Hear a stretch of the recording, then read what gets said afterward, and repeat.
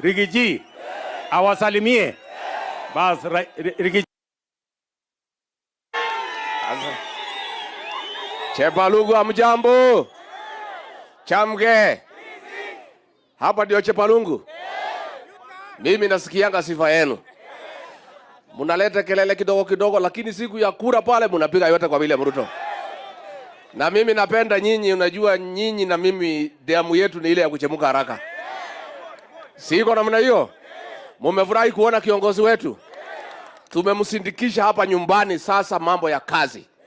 Unajua rais aliingia pale akakuta matatizo mengi. Akakuta madeni mlolongo. Deni ya 9.8 trillion. Mnajua trillion? Iko ingine ilikuwa inaitwa Eurobond, mnyama. Amelipa juzi. Sasa amepanga kazi, amepanga, imenyoroka, ako sasa hapa kusukuma maendeleo.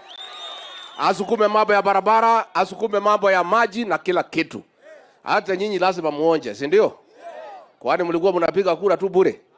Si lazima muonje. Wakati ya kuonja ni saa hii ama si saa hii? Mnataka muonje?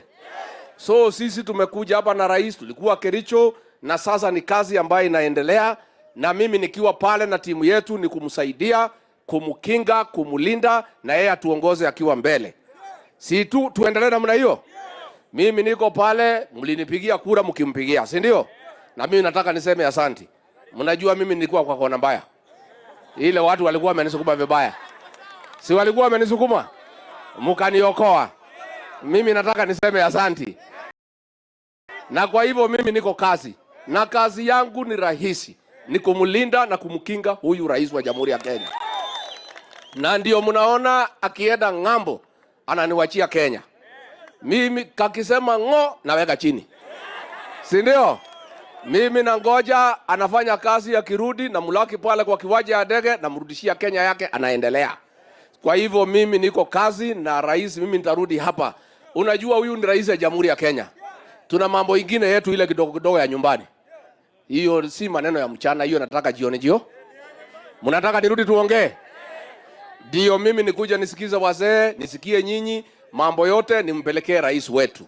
Kwa hivyo mimi hivi karibuni pia nitarudi hapa tuweze kuzungumza, tujue ile shida kidogo kidogo, ninampelekea rais, yeye akisukuma mambo ya Kenya, pia tuangalie mambo ya hapa nyumbani. Tumekubaliana? Chama yenu ni gani? Chama yenu ni gani? Ile naongozwa na William Ruto? Na Rigathi Gachagua? Hapo ndio mko? Wacha nisikie sauti. Harambee! Harambee! Pia nikimalizia niombe kwa heshima. Rais ako area.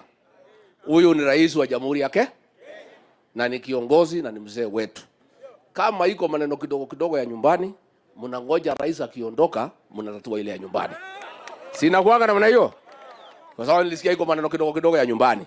Hiyo hapana, kiongozi akiwa hapa. Hiyo mnangoja rais anaondoka, kwa sababu lazima tuchunge heshima ya rais wa Jamhuri ya Kenya. Na hatungetaka aibu itokee hapa nyumba. Tumekubaliana? Asanteni sana, Mungu awabariki. Asante sana Rigiji. Wape makofi ya Rigiji hapo.